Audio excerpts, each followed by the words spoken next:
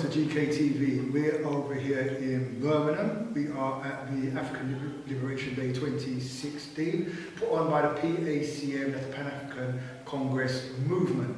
Now, they've got a great range of speakers coming here to speak today about issues which are affecting African peoples, not just here in the UK, but across the world. I am here at this present moment, and I have the pleasure to be interviewing and speaking with well, I don't know what title I would use. You know, we have your name here, Benny Wenda, but I'm sure there's a greater title. Are you a chief, or what would be the title? Yeah, I'm a chief as well, but my West Papua independent leader, and also spokesperson for United Liberation Movement, which brings all the factions within West Papua come together under the United Liberation Movement.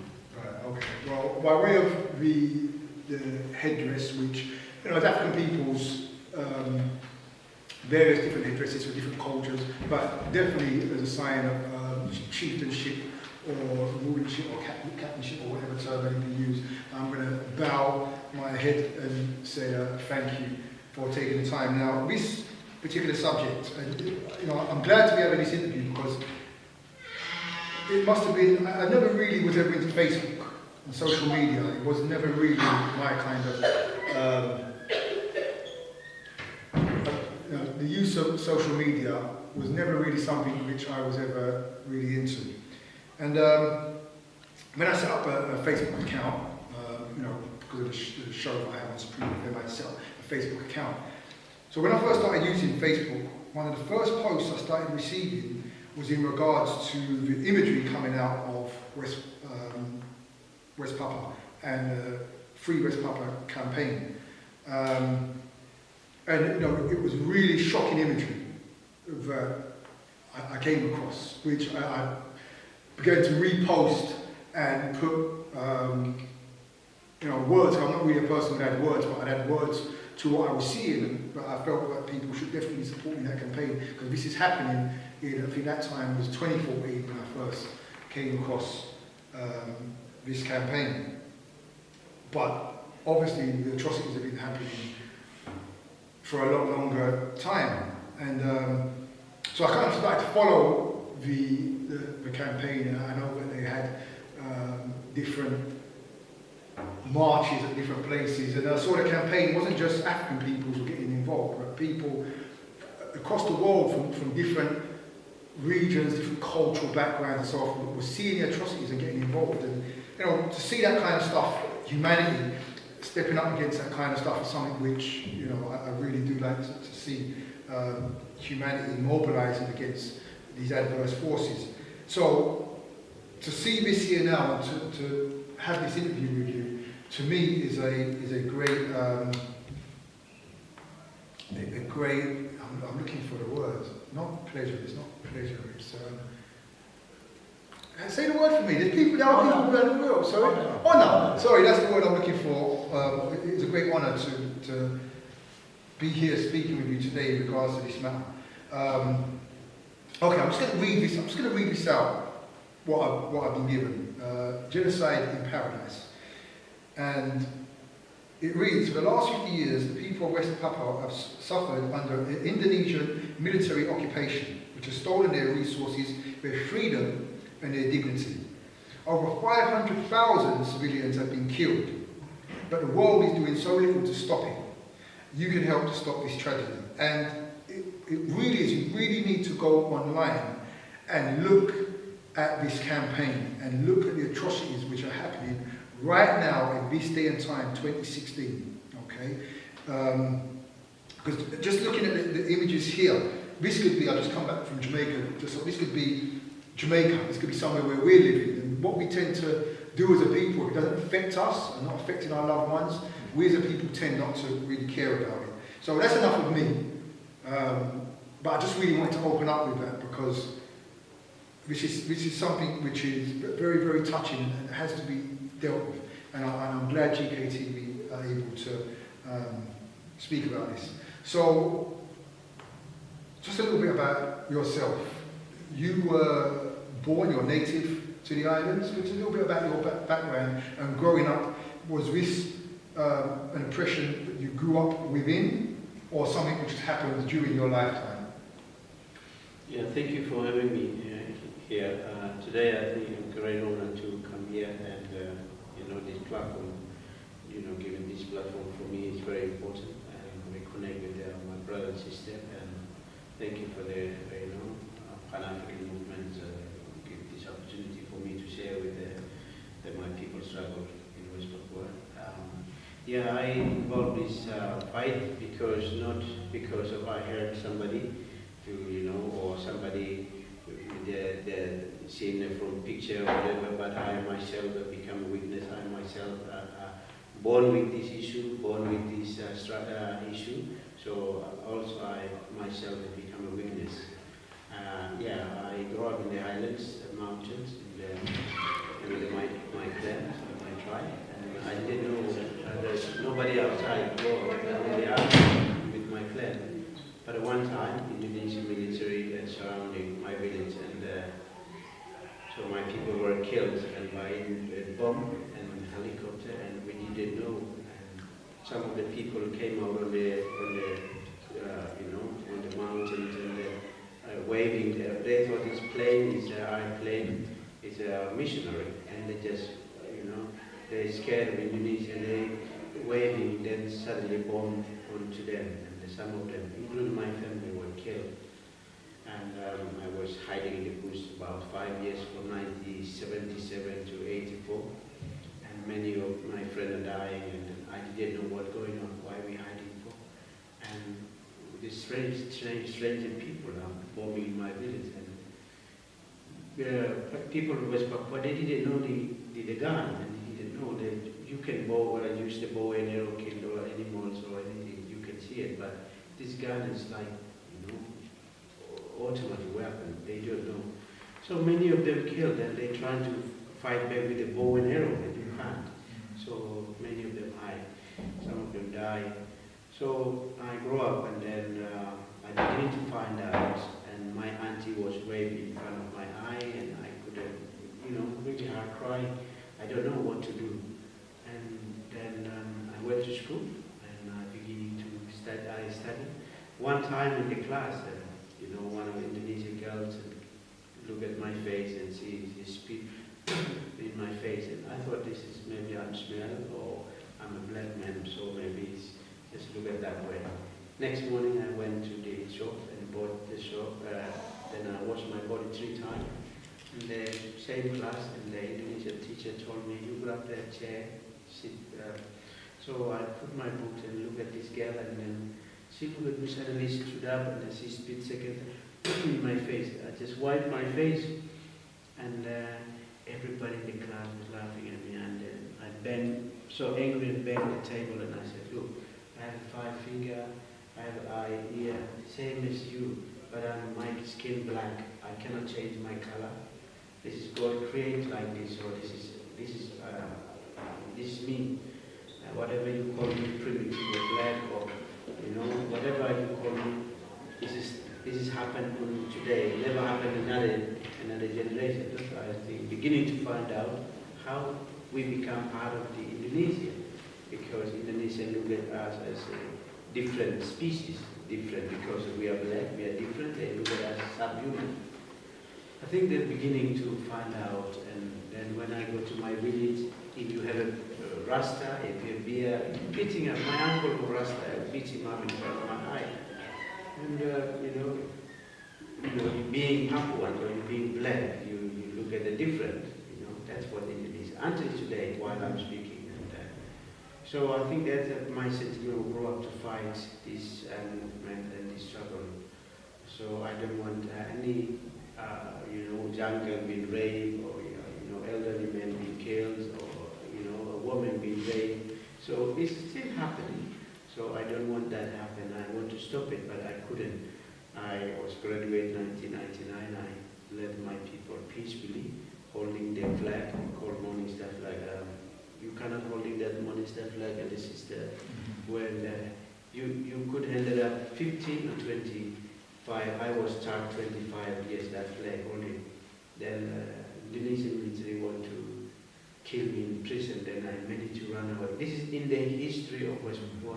I first escaped alive before me being killed, already being assassinated in prison or poisoned. So that is my, that is fine. And as soon as I escaped, and my daughter, she born, and then she grew up without me. I'm in prison. So then when I left, my daughter and my wife also went to arrest. Finally, and then later one of the British friends went to Papua New Guinea and they smuggled them. So now with me, so we formed a campaign called Free West Papua. So then we use that opportunity to raise the awareness around the world. Okay, so you're raising that awareness, and you're here today in Birmingham with Pan-African Congress movement to speak to black people who are very conscious, seeking liberation, because there are oppression happening across the world in so many different forms. What we see over here in West Papua is one of the worst forms of oppression. But then you've got other forms of oppression, which other speakers are going to be speaking here today about. How do you find the support in the UK for this? Because obviously the main key and core is to reach out to political leaders, because they're the ones who make the difference. They're the ones who can sit down the environments and sit around tables and talk about these issues. But before you can get to the political tables, there has to be a rallying of the people, awareness to then start lobbying their politicians. So how do you find the support in the UK amongst black people? Because over here you've had degrees of racism before. Now it's far more subtle, but it still exists. Whereas in Papua, it's, as you said, the experiences you went through and people are still going through today. How do you find the support here in the UK? I think the first thing I'm be here today is Pan-African Congress inviting. This is really, really important because all Pan-Africans standing for the liberate people, all African people around the world. That's the whole principle telling that story. So I think that's really good that West Papua is a black people. They are fighting this 21st century.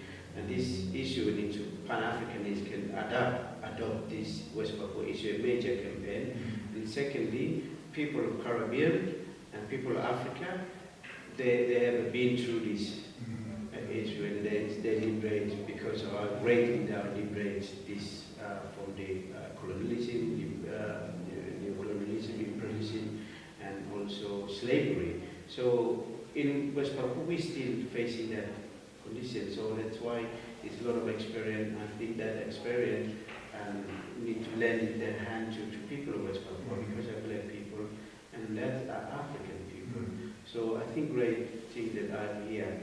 Also now our brother and sister and African people here in this country already find out, and although I'm grateful that Sister Juliet and Sister Emma and already doing, and I met Esther. Esther stand for a few years ago, and she's already, this issue she knows, and I think this is nobody can speak because all those people are directly big power like Britain, America, Australia. They're directly involved. They cannot talk about it. Only my brother and sister from African people can speak, or Caribbean can speak because they've been through. I think that's a great confidence now. I'm gaining more confidence.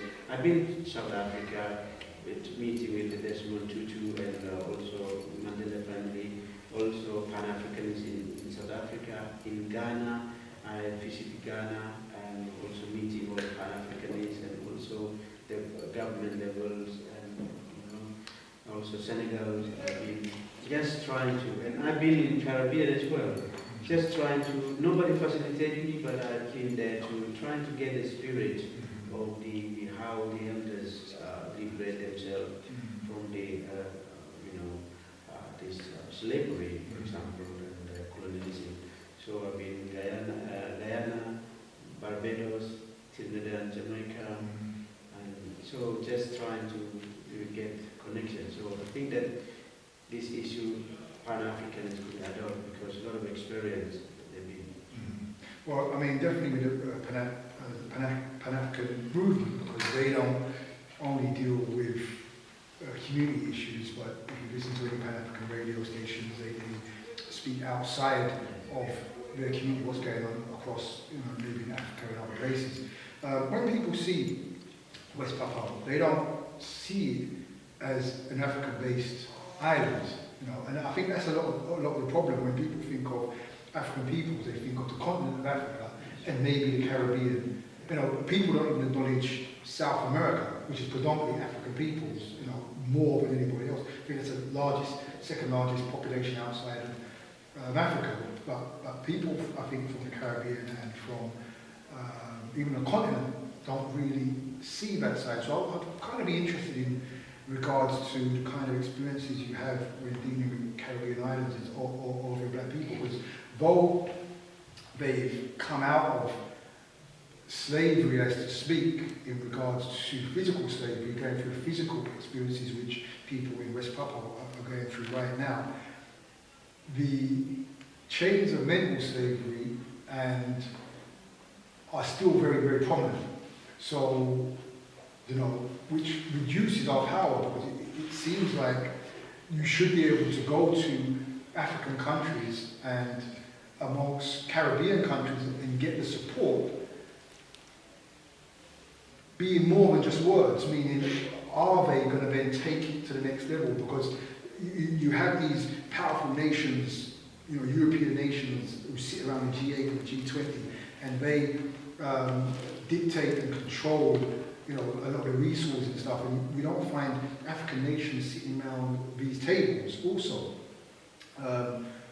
So, what type of feedback did you get? Because even though you share the same thing insofar you've been through this as a people, many of the people who you're speaking to are generations removed from the actual atrocities themselves. So their understanding or their interests may not necessarily be the same. But what kind of feedback have you got back from all the different places that you've been to?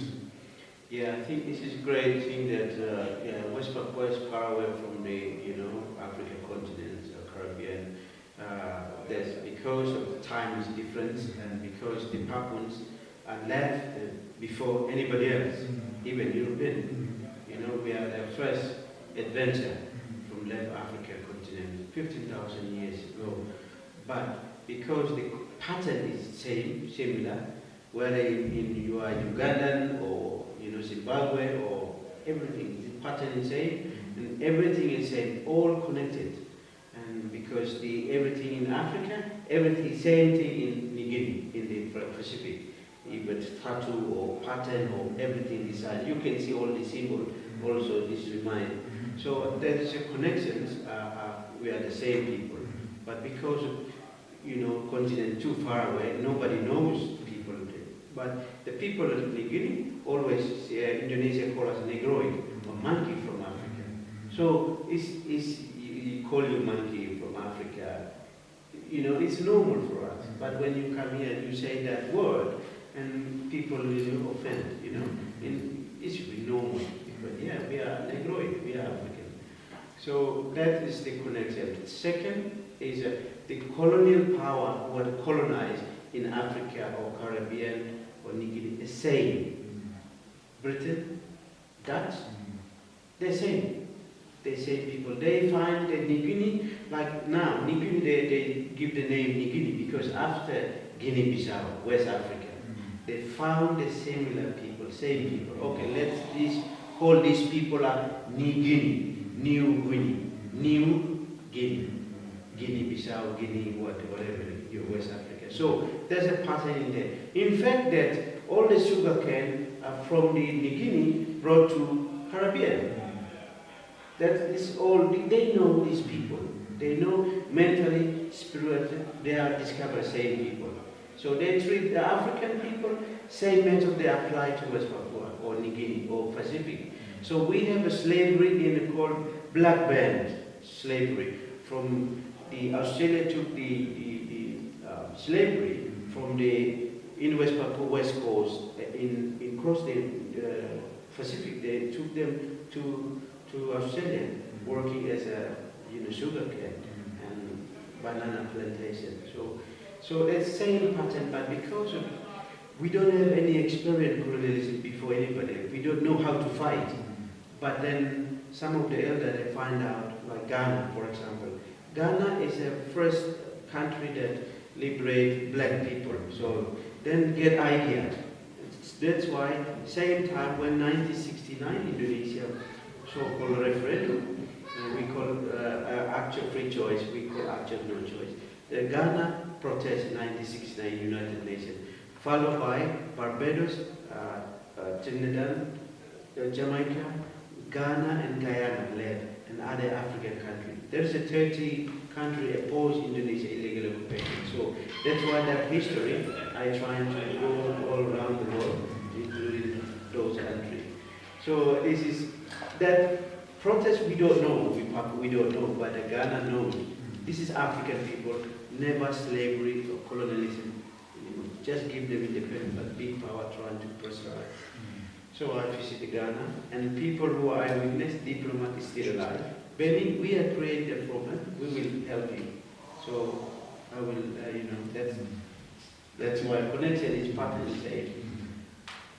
Well, you know what, as I said, I'm very honored to speak with you today. I mean, the life experiences we've had, we often see issues around slavery on TV programs. We watch, many of us may have grown up and watched films like Roots. There's a new series been made very recently about liberation. I think it's on one of the channels out there.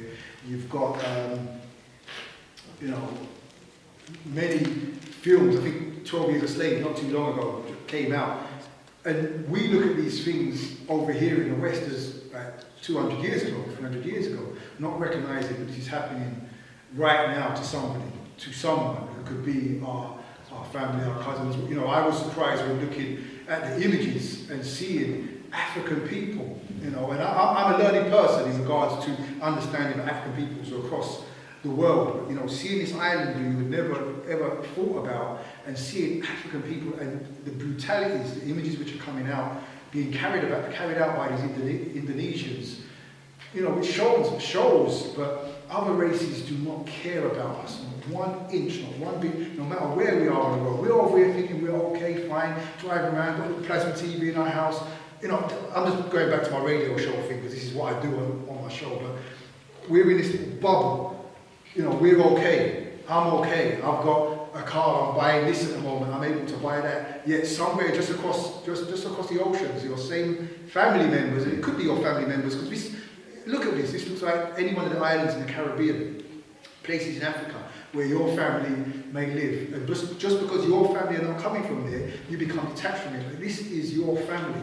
Wherever we are as a people is our family, and we're being abused wherever we are across the world for the same set of reasons, for somebody's greed, for somebody's wealth, for things that have no real value in the bigger sense of the word, except someone's economic value in order to control the resources of this planet. And if we can't make a difference on grassroots levels, and this is why I'm happy that you're here, it's more than just listening to what you're seeing on this GKTV platform. It's more than what you're hearing at the PACM event. As I say over and over again, once you hear something like this, what do you now go and do about it? Are you going to go and sign any petition? Are you going to go to this website, www.freewestpapua, that's FREEWESTPAPUA.org? Are you going to go there and see what you can do? Are you going to go to your politicians and, so they're complaining about them not collecting your rubbish every 2 weeks? Go there with something with substance.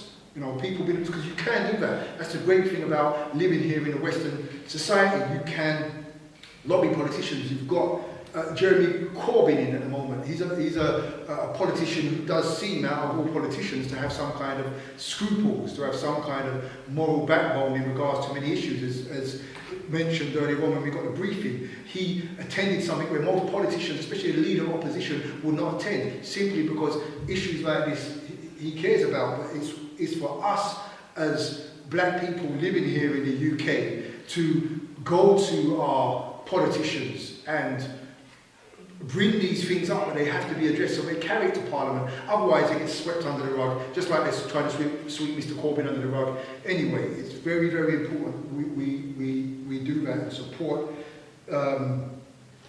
what we're seeing here, and come in as a part of the GKTV, and I can speak to the GKTV team. It's an honour to have yourself on this platform here at the African Liberation Day event and actually speaking about these things. Because sometimes people just see these images and they're just images. But when you're able to speak to someone who's experienced, lived, hiding in the bush for 7 years, as recent as 1984. 1984, I was collecting football stickers, Panini football stickers to put in my sticker book, not even knowing about these things happening. Well, this elder that I'm sitting beside these things kind of bring tears to my eyes. I'm very emotional about these kind of things because, we have to care about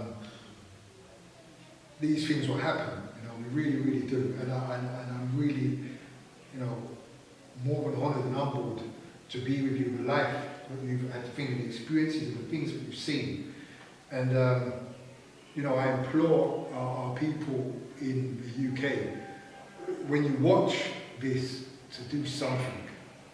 It just takes a minute to come from the same online platform that you watch to open up another tab on your computer and flip over to this and to find out a little bit more and just look at the imagery and realise this is happening to your family right now in this day and time by a wicked occupational force. This should have the same kind of momentum that you saw happening in South Africa with the Nelson Mandela and that movement, the ANC.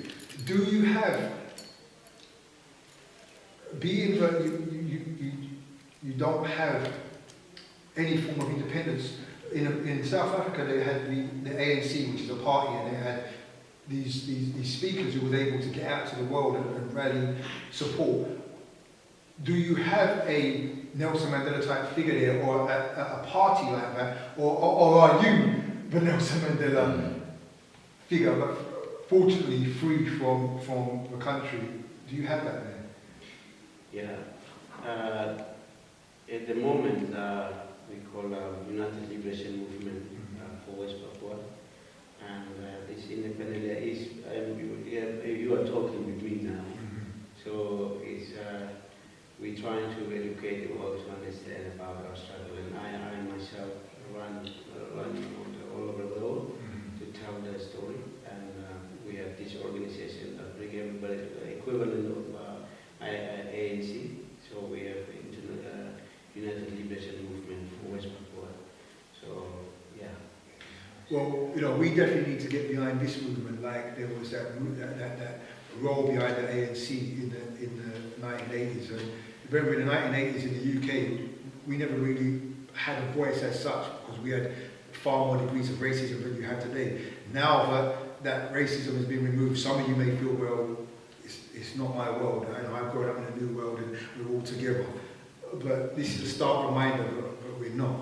And if we do feel that way, then the people that we feel that we're together with, other Europeans, our friends and people at work, we've got to bring it to them, not just to black people over here, but bring it to all people over here, so they can make a difference. Because during the period of the ANC, you had Europeans who supported and helped carry that forward. As a matter of fact, they're the ones who helped carry it forward a lot more because they had a lot more voice. It's just finding those type of people sympathetic to the cause. But it starts off with us as African people over here to bring that to their attention and find those souls, amongst their people who want to get up and maybe make a difference. So, we could talk forever. I'm really, and I really would like to continue this another time, but the interview has to wrap up. But I will say to people, and I say this now, www.freewestpapua, that's Facebook page, a Twitter page. Go and find out a little bit more. Just take the time right this minute to find out just a little bit more. Look at the atrocities and then see what you can do about it. This is a job as GKTV. That's why we're trying to take control of our media so we can bring these type of campaigns to the minds of our people. Otherwise, what's the point? A nice billboard at the back and looks nice and my face sitting here, and that's not what we exist for. We exist to try and make a difference in our communities by way of the visual media. And as we're not getting media representation anywhere else, it starts off from here. So we'd like to thank the Pan-African Congress movement for bringing you over here.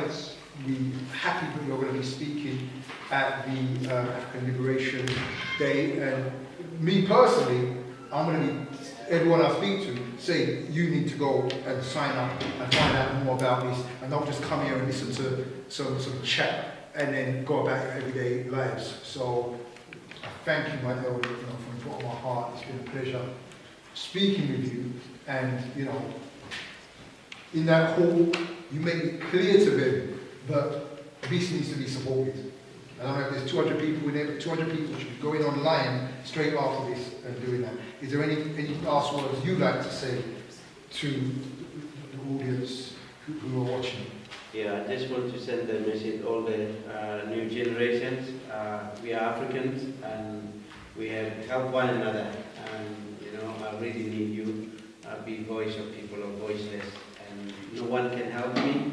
And I want to go back a free man to see that my people, because the moment they're not free, so only you can liberate them. Thank you. You heard it right there. That's your job. Peace.